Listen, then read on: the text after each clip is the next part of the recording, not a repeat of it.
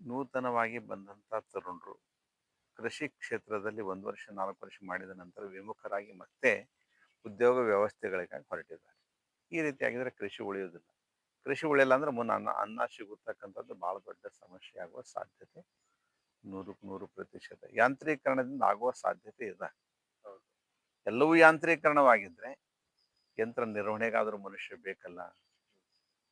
ಹ್ಮ್ ಇದನ್ನು ಅನಿವಾರ್ಯತೆ ಇದೆ.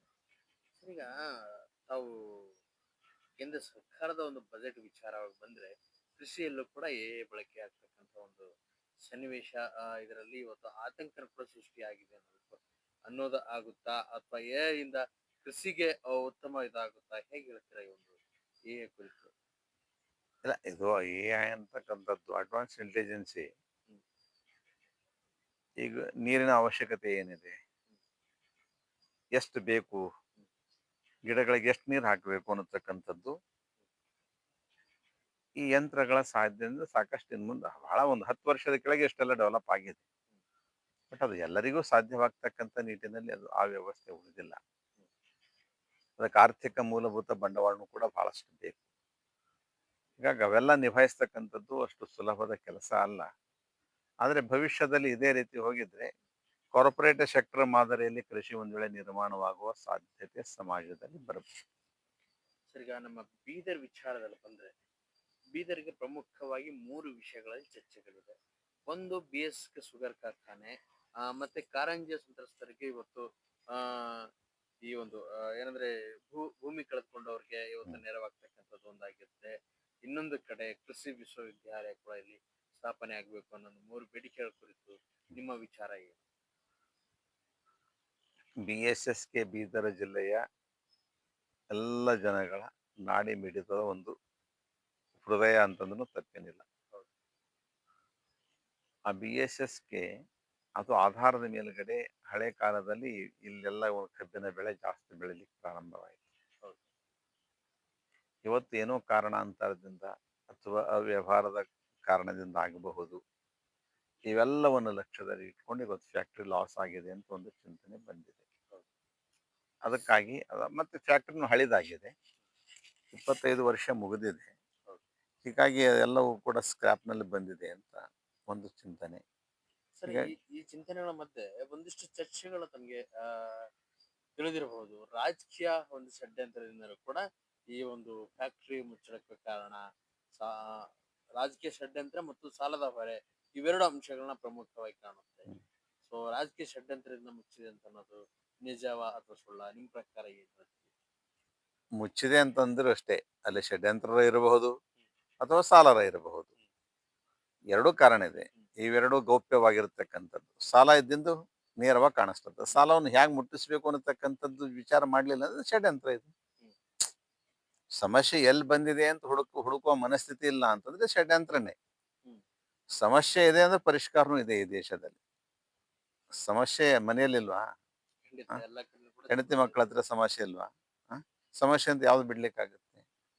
ಉಳಿಸ್ಬೇಕು ಅಂತಂದ್ರೆ ಅದಕ್ಕೆ ಚಿಂತನೆ ಮಂಥನೆ ಯಾರು ನಾಯಕತ್ವ ವಹಿಸ್ಕೊಂಡಿದ್ದಾರೆ ಆ ಜನಗಳು, ಸರ್ಕಾರದಲ್ಲಿದ್ದವರು, ಸರ್ಕಾರ ವ್ಯವಸ್ಥೆಗಳು ನೋಡ್ಕೊಂಡು ಹೋಗ್ತಕ್ಕಂಥವ್ರು, ಮತ್ತೆ ಎಲ್ಲ ಸೇಲ್ಸ್ ಹೋಲ್ಡರ್ಸು, ಪ್ರಮುಖ ಪ್ರತಿಷ್ಠಿತ ವ್ಯಕ್ತಿಗಳು ಅಂತ ನೀವು ಘೋಷಣೆ ಮಾಡ್ಕೊಂಡಿದ್ರಲ್ಲ.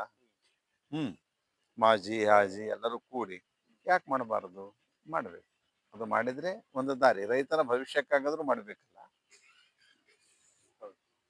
ಸೊ ಈ ಒಂದು ಹಿಂದೇನು ಕೂಡ ಬೇಸ್ ಕುರಿತಂತ ಕೆಲವೊಂದಿಷ್ಟು ಪ್ರಕ್ರಿಯೆಗಳು ನಡೀತು. ಏನಂದ್ರೆ ಲೀಸ್ ಕೊಡಬೇಕು, ಮತ್ತೆ ಸರ್ಕಾರದಿಂದ ಕೂಡ ಇಂತಿಷ್ಟು ಸಾಲದ ಒಂದು ಇದರಲ್ಲಿ ಏನಂದ್ರೆ ಇದು ಕೊಡಬೇಕು ಅಂತ ಅನ್ನೋದು ಕೂಡ ಒಂದಿಷ್ಟು ಚರ್ಚೆಗಳಾಗಿತ್ತು. ಇವೆಲ್ಲವನ್ನು ಕೂಡ ಮರೆತು ಇವತ್ತು ಸಂಪೂರ್ಣವಾಗಿ ರೈತರಿಗೆ ಮತ್ತೆ ಕಾರ್ಮಿಕರಿಗೆ ಅನ್ಯಾಯ. ಫ್ಯಾಕ್ಟ್ರಿ ನಡೀಲಿಲ್ಲ, ರೈತರಿಗೆ ಅನ್ಯಾಯ, ಕಾರ್ಮಿಕನ ಪಗಾರ ಸಿಗುವುದಿಲ್ಲ, ಅವನು ಬದುಕು ಹಾಳು. ಇದು ಇಬ್ಬರ ಮೇಲೆ ಅನ್ಯಾಯನೇ. ಆದರೆ ಇದಕ್ಕೆ ಆರ್ಥಿಕ ವ್ಯವಸ್ಥೆನೇ ಅಲ್ಲಿ ಇಲ್ಲ ಅಂತಂದೇಳಿ ನಡೆಸ್ಲಿಕ್ಕೆ ಹೇಗೆ ಸಾಧ್ಯ? ಅದಕ್ಕೆ ಸರ್ಕಾರ ಮುಂದಾಗಬೇಕು. ಸರ್ಕಾರ ಆದ್ರೂ ವಿಚಾರ ಮಾಡ್ತಾ ಇದೆ, ಇದು ಎಷ್ಟರ ಮಟ್ಟಿಗೆ ನಡೀತದ, ನಡೆಸ್ತಕ್ಕಂಥ ವ್ಯವಸ್ಥೆಗಳು ಹೇಗೆ? NCDC-ದಿಂದ 550 ಕೋಟಿ ಲೋನ್ ಬಂದಿದೆ, ಸರ್ಕಾರ ಕೊಟ್ಟಿದೆ. ಅದಕ್ಕೆ ರಾಜ್ಯ ಸರ್ಕಾರ ಅದಕ್ಕೆ ಜವಾಬ್ದಾರಿ ತಗೊಳ್ಬೇಕು. ಅದರದ್ದು ಗ್ಯಾರಂಟಿ ಕೊಡಬೇಕು. ಕೊಡ್ಬೇಕು ಅನ್ನೋದಾಗಿದೆ. ಹ್ಮ್ ಅಂತ ಸರ್ಕಾರ, ಕೇಂದ್ರ ಸರ್ಕಾರ ಕಂಡೀಷನ್ ಇದೆ. ಇದಕ್ಕೆ ರಾಜ್ಯ ಸರ್ಕಾರ ಏನು ವಿಶ್ವಾಸ, ಎಷ್ಟು ಫ್ಯಾಕ್ಟ್ರಿನೇ ಲಾಸ್ ಮಾಡಿದ್ರಿ ಮತ್ತೆ ಇದು ಹೆಂಗ್ ಮುಂದೆ ಅಂತ ಎಲ್ಲ ಸ್ವಲ್ಪ ಗೊಂದಲಾತ್ಮಕ ಇದ್ದೇ ಇರುತ್ತವು. ಆದರೂ ಜಿಲ್ಲೆಯ ಜನತೆಗಳ ಕೂಡಿ ಈ ಒಂದು ಸಮಸ್ಯೆನ ಆದಷ್ಟು ಲಘುವಾಗಿ ಪರಿಷ್ಕಾರ ಮಾಡಿದ್ರೆ ರೈತರಿಗೆ ಅನುಕೂಲ ಆಗುತ್ತೆ ಅಂತ ನನ್ನ ಅಭಿಪ್ರಾಯ. ಸರ್, ಇದೇ ಒಂದು ನಿಟ್ಟಿನಲ್ಲಿ BSK ಪಕ್ಕದಲ್ಲೇ ಇವತ್ತು ಕಾರಂಜಿ ಜಲಾಶಯದಿಂದ ಸಾಕಷ್ಟು ಭೂಮಿನ ಕಳೆದುಕೊಂಡವರು ಕೂಡ ಇವತ್ತಿಗೂ ಕೂಡ ಹೋರಾಟಗಳನ್ನ ಮಾಡ್ತಾರೆ. ಹ್ಮ್. ಆ ಹೋರಾಟದ ಧ್ವನಿಯಾಗಿ ಸಾಕಷ್ಟು ಇದರಲ್ಲಿ ರೈತರು ಹೋರಾಟಗಳನ್ನ ಮಾಡ್ತಾ ಇದ್ದಾರೆ. ಅದಕ್ಕೆ ನೆರವಾಗ್ತಕ್ಕಂಥ ಒಂದು ನಿಟ್ಟಿನಲ್ಲಿ ಯಾವ ರಾಜಕಾರಣಿಯೂ ಕೂಡ ಇಲ್ಲ, ಇನ್ನು ಯಾರು ಕೂಡ ಇಲ್ಲ ಅಂತ ಅನ್ನೋದು ಕೂಡ ಒಂದ್ ಕಡೆ ಗೋಚರಿಸುತ್ತಲ್ಲ ಸರ್. ಇದೆ. ಭೂಮಿ ಕಳೆದುಕೊಂಡಂತ ರೈತ ಏನು ಮತ್ತೆ ಅದ್ರ ಕಂಪೆನ್ಸೇಷನ್ ದುಡ್ಡು ತಗೊಳ್ಬೇಕಾಗಿದ್ರೆ ಏನೋ ಸರ್ಕಾರ ಅಲ್ಪ ಸ್ವಲ್ಪ ದುಡ್ಡು ಹಾಕುತ್ತೆ. ಅದು ಹಾಕಿದಂತ ತಗೊಳ್ಬೇಕಾಗಿದ್ರೆ ಮತ್ತೆ ವಕೀಲ ಮುಖಾಂತರ ತಗೊಳ್ಬೇಕು. ಎಷ್ಟು ದುರಂತ ನೋಡ್ರಿ. ಸರ್ಕಾರದೇ ದುಡ್ಡು, ಸರ್ಕಾರದ ಅಧಿಕಾರಿಗಳಿಲ್ವಾ? ಇವ್ರಿಗೆ ಕೈ ಇಲ್ಲ, ಕಾಲಿಲ್ಲ, ಕಣ್ಣಿಲ್ಲ. ಪ್ರತ್ಯಕ್ಷ ಯಾವ ಹೊಲ ಕಳ್ಕೊಂಡಿದ್ದಾನೆ ನೇರವಾಗಿ ವ್ಯಕ್ತಿಗೆ ಅವನ ಅಕೌಂಟಿಗೆ ಎಷ್ಟದಪ್ಪ ನೋಡಪ್ಪ ಅಂತ. ಈಗ ಹೊಲ ಮಾರ್ಕೊಳ್ತಾನೆ ವ್ಯಕ್ತಿ, ಹೌದಾ? ಮಾರ್ಕೊಂಡಾಗ ಅವನು ವಕೀಲ ಮುಖಾಂತರ ಮಾಡ್ಕೊಳ್ತಾನ. ನೇರವಾಗಿ ಈ ಹೊಲ ಒಂದು ಮಾರಿದ್ದಾಗಿದೆ, ಡಾಕ್ಯುಮೆಂಟ್ಸ್ ಒದಗಿಸ್ತಾನ, ಇವ ರಿಜಿಸ್ಟ್ರಿ ಮಾಡಿಕೊಡ್ತಾನ, ಅವ ಕೊಟ್ಟಂತ ದುಡ್ಡನ್ನು ತಗೊಂಡು ಬರ್ತಾನೆ. ನೀವು ಕೂಡ ಸರ್ಕಾರದವ್ರು ತಾನೆ. ನೀವು ಇದನ್ನ ಏನ್ ಮಾಡಿದ್ರಿ? ಕಬ್ಜಾ ಮಾಡಿದ್ರಿ. ಎದ್ರ ಸಲುವಾಗಿ ಮಾಡಿದ್ರಿ? ಒಂದು ಉದ್ದೇಶಕ್ಕಂತೆ ಮಾಡಿದ್ರಿ. ಕಾರಂಜಿ ಡ್ಯಾಮ್ ಕಟ್ಟಬೇಕಾಗಿದೆ ಅಂತ ಮಾಡಿದ್ರಿ.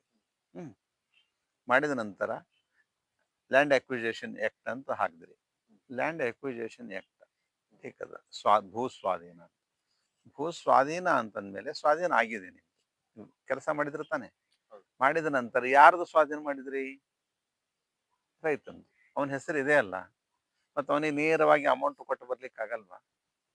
ಮತ್ತೆ ಸೆಕೆಂಡ್ ಸಲುವಾಗಿ ಇನ್ನ ಎಕ್ಸೆಸ್ ಬೇಕು ಅಂತ ಹೇಳುದು, ಮತ್ತೆ ಕೋರ್ಟಿಗೆ ಕೇಸ್ ಹಾಕಬೇಕು. ಕೇಸ್ ಹಾಕಿದ ನಂತರ ಅದಕ್ಕೊಂದು ಜಜ್ಮೆಂಟ್ ಬರಬೇಕು. ಜಜ್ಮೆಂಟ್ ಬಂದ ನಂತರ ವಕೀಲ ಅದಕ್ಕೆ 40% ತಗೊಳ್ಬೇಕು. ರೈತ, ನೀವೇನು ಒಳ್ಳೆಯವ್ರು ಮಾಡೋರಿದ್ರಿ ನೀವು? ನೇರವಾಗಿ ನೀನು 5 ಲಕ್ಷ ಕೊಡ್ತೀಯಾ, 10 ಲಕ್ಷ ಕೊಡ್ತೀಯಾ, 50 ಲಕ್ಷ ಕೊಡ್ತೀಯ ಎಕರೆಗೆ, ನೀವು ಕೊಡತಕ್ಕಂಥದ್ದನ್ನ ರೈತನಿಗೆ ಕೊಟ್ಟಿದ್ರೆ ರೈತ ಸಮಾಧಾನದಿಂದ ಇರ್ತಾನೆ. ರೈತನಿಗೆ ಸಮಾಧಾನ ಮಾಡೋ ಉದ್ದೇಶ ಇಲ್ಲ. ಒಟ್ಟಾರೆ ಯಾರಾದ್ರೂ ಹೊಡ್ಕೊಂಡು ಬಡ್ಕೊಂಡು ತಿನ್ಬೇಕು. ಇವತ್ತು ನಮ್ಮ ದೇಶದ ಬೆನ್ನೆಲುಬು ರೈತರು ಅಂತ ಹೇಳದ್ದು ಮಾತಷ್ಟೇ. ಹೇಳ್ತಾರೆ ಮಾತಲ್ಲಿ. ರಾಜಕಾರಣಿಗಳು ಕೂಡ ಆ ಒಂದು ರೈತರನ್ನ ಬಳಸ್ಕೊಂಡ್ಬಿಟ್ಟು ಇವತ್ತು ರೈತ ಬೆನ್ನೆಲುಬು ಅಂತಂದ್ರೆ, ರೈತ ಬೆನ್ನೆಲುಬು ಅಂತಂದ್ರೆ ಅದ ಬೆನ್ನೆಲುಬು ಇದ್ದಾನೆ ಪಾಪ. ಅವ ದುಡ್ದಾಗ ಇವ್ರಿಗೆ ಅನ್ನ ಸಿಗ್ಲತ್ತ, ಅದ ಸಲ ಬೆನ್ನೆಲುಬು ಅನ್ಲತ್ತಾರ ಇವ್ರು. ಅವ ಜೋಳ ಬೆಳೆಸಿದ್ರೆ ಮಾತ್ರ ಇವ್ರು ರೊಟ್ಟಿ ತಿನ್ನತ್ತಾರ, ಅವ್ ಗೋಧಿ ಬೆಳೆಸಿದಾಗ ಮಾತ್ರ ಚಪಾತಿ ತಿಂತಾರ. ಅವ ಹಾಲು ಗೋ ಸಲುವಿದಾಗ ಮಾತ್ರ ಹಾಲು, ಆಕಳು ಎಮ್ಮೆ ಸಲುವಿದಾಗ ಮಾತ್ರ ಇವನಿಗೆ ಹಾಲು ಸಿಗಲತ್ತ.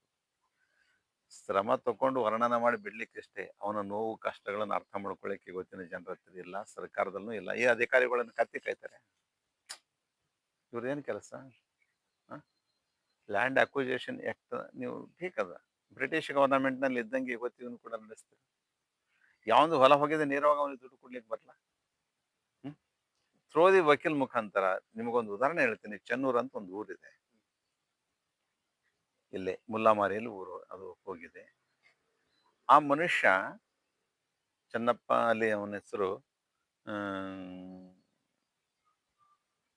ಹತ್ತಿ ಫ್ಯಾಮಿಲಿ ಅಂತಿದೆ, ಶಂಭುಲಿಂಗಪ್ಪ ಹತ್ತಿ ಅಂತ.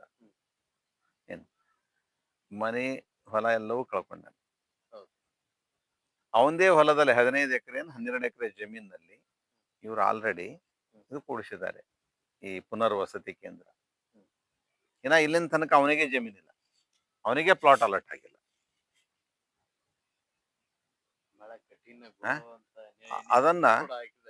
ಅದನ್ನ ಇವರು ಬೇರೆ ಅಧಿಕಾರಿಗಳು, ತಹಶೀಲ್ದಾರ್ ಹೇಳ್ತಾರೆ ನಾವು ಗ್ರಾಮ ಪಂಚಾಯತ್ ಕೊಟ್ಟಿವಿ, ಗ್ರಾಮ ಪಂಚಾಯತ್ ಪಿಡಿಒ ಅಂತಾನೆ ನಾನು ಬೇರೆಯವರಿಗೆ ಮಾಡ್ಕೊಡ್ತೀನಿ. ಯಾರಲ್ಲ ಕೊಡಬೇಕಲ್ಲ ಪಾಪ. ಎಂಥ ಕೆಟ್ಟ ದುರಂತದ ದಿನಗಳು ಎಲ್ಲ ನೋಡಿದ್ರೆ ಭವಿಷ್ಯದಲ್ಲಿ ಸುಮ್ಮನೆ ಉಳಿದಲ್ಲ, ಇದು ಆತಂಕವಾದಕ್ಕೆ ಅದನ್ನು ಕಾರಣ ಆಗ್ತದೇನೋ ಅಂತ ನಮ್ಗೆ ಅನ್ನಿಸ್ತಾರೆ. ಯಾಕಂದ್ರೆ ಮುಂದಿನ ಪೀಳಿಗೆ ಹತ್ರ ತಾಳ್ಮೆ ಇಲ್ಲ. ಸಹನತೆ ಇರುವುದಿಲ್ಲ. ಹೀಗಾಗಿ ಇದು ಸರಿಯಾದಂಥ ಬೆಳವಣಿಗೆನೂ ಅಲ್ಲ. ಸರ್ಕಾರ ತನ್ನದೇ ಆಗಿರ್ತಕ್ಕಂಥ ಕಾನೂನಿನ ಅಡಿಯಲ್ಲಿ ತಂತ ಕೆಲಸ ಮಾಡಿದ್ರೆ ಇವೆಲ್ಲ ಯಾಕೆ ಬರ್ತದೆ ಸಮಸ್ಯೆ? ಖಂಡಿತವಾಗ್ಲೂ. ಕೊಡ್ಬೇಕಲ್ಲ. ಸೊ ಈ ಒಂದು ವಿಚಾರದಲ್ಲಿ ಬಂದ್ರೆ, ಸೊ ಒಬ್ಬ ಮನುಷ್ಯ ಒಂದು ಆಧ್ಯಾತ್ಮಿಕವಾಗಿಯೂ ಮತ್ತೆ ಧಾರ್ಮಿಕವಾಗಿಯೂ ಸೊ ಹೇಗೆ ತನ್ನನ್ನು ತಾನೇ ಅಳವಡಿಸ್ಕೊಳ್ಬೇಕಾಗಿದೆ, ಏನ್ ಹೇಳ್ತೀವಿ ಈ ಒಂದು ವಿಚಾರದಲ್ಲಿ? ಇದನ್ನ ಅಳವಡಿಸ್ಕೊಂಡಾಗ ಮನುಷ್ಯನಲ್ಲಿ ಬರ್ತಕ್ಕಂಥ ಗುಣಗಳು ಹೇಗೆ? ಆಧ್ಯಾತ್ಮಿಕ ಅನ್ನತಕ್ಕಂಥದ್ದು ಒಳಗಡೆ ಇದೆ. ಮನುಷ್ಯನೊಳಗೆ ಮನುಷ್ಯನಿದ್ದಾನೆ, ಮನುಷ್ಯನೊಳಗೆ ರಾಕ್ಷಸಿ ಇದೆ, ಮನುಷ್ಯನೊಳಗೆ ದೈವತ್ವ ಇದೆ. ದೇವಮಾನವನೂ ಆಗಬಹುದು, ಮನುಷ್ಯನಾಗೂ ಬದುಕಬಹುದು, ಮನುಷ್ಯ ರಾಕ್ಷಸನೂ ಆಗಬಹುದು. ಮೂರು ಎಲ್ಲಿವೆ ಅವನ ಒಳಗೆ ಇದೆ. ಮನುಷ್ಯ ದೇವಮಾನವ ಅಂತಂದ್ರೆ ಏನಪ್ಪ, ಆಯ್ತು ನನಗೆ ಎಷ್ಟು ಭಗವಂತನ ಕೊಟ್ಟನ, ನಾನು ಎಷ್ಟು ಸಾಧ್ಯ ಒಟ್ಟು ದುಡಿತೀನಿ, ಒಟ್ಟು ಊಟ ಮಾಡ್ತೀನಿ ಎಂಬುದು, ನನ್ನಿಂದ ಯಾರಿಗೂ ತೊಂದರೆ ಆಗಬಾರ್ದು ಎಂಬುದು ಇದೊಂದು ಆನಂದದ ಬದುಕು ಮಾಡ್ಲತ್ತ ನಾವು. ದೈವತ್ವದ ಸಂಕೇತ. ನಾನು ಚಲೋ ಇರಬೇಕು, ಇನ್ನೊಬ್ಬರು ಸುಖದಿಂದ ಇರಬೇಕು ಅನ್ನತಕ್ಕಂಥ ಮನುಷ್ಯತ್ವದಿಂದ ಬದುಕಲತ್ತಾನ. ನಂದಿಷ್ಟು ಒಳ್ಳೇದಾಗಿದ್ರೆ ಸಾಕು, ಜಗತ್ ಎತ್ತಾಗ ಸಾಯಲ್ದು ಅಂತ ಹೇಳ್ಕೊಂಡು ಹೋಗ್ತಕ್ಕಂಥದ್ದು, ಅಥವಾ ನನಗೆ ಒಳ್ಳೇದಾಗ್ಲಿ, ಜಗತ್ ಪೂರ ಹಾಳು ಮಾಡಿಬಿಡೋಣ ಅಂತ ಅನ್ನೋದು ರಾಕ್ಷಸಿ ವ್ಯವಸ್ಥೆ ಇದು. ಇವತ್ತು ಯಾವ ವ್ಯವಸ್ಥೆದಾಗ ನೀವೇ ಅರ್ಥ ಮಾಡ್ಕೊಳ್ರಿ. ಈ ಮೂರು ವ್ಯವಸ್ಥೆಯಲ್ಲಿ ಇವತ್ತು ನಿಂತಾಗ ಏನು 1% ಅಲ್ಲಿದೆಯಾ? ದೈವತ್ವದ ವ್ಯವಸ್ಥೆಯಲ್ಲಿ 1% ಸಿಗೋದಿಲ್ಲ. 1000ಕ್ಕೊಬ್ರು ಇಬ್ರು. ಮನುಷ್ಯತ್ವದ ವ್ಯವಸ್ಥೆಯಲ್ಲೂ ಕೂಡ ಬಹಳ ಕುಶಿತವಾಗಿ 90%